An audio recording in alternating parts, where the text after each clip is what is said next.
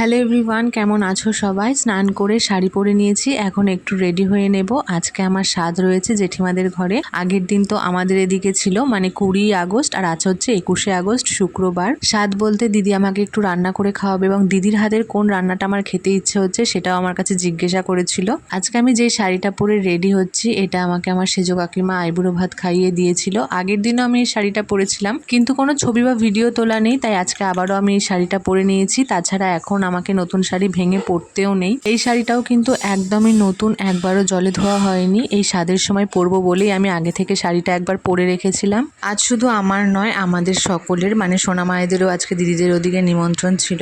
আমি আগে থেকে দিদিকে বলে দিয়েছিলাম যে আমি কোনো মাছ খাবো না, তোমার হাতে রাইস চিলি চিকেন খাবো। তবুও দেখো দিদি কত কিছু রান্না করেছিল রাইস, নিরামিষ আলুর দম, একটা গোটা বড় পোনা মাছ, ছিল চিলি চিকেন, চুনো মাছের টক, টমেটোর চাটনি, পাঁপড়, দই, মিষ্টি, সঙ্গে আবার গিফটও ছিল। সেটা না হয় পরে তোমাদের দেখাবো।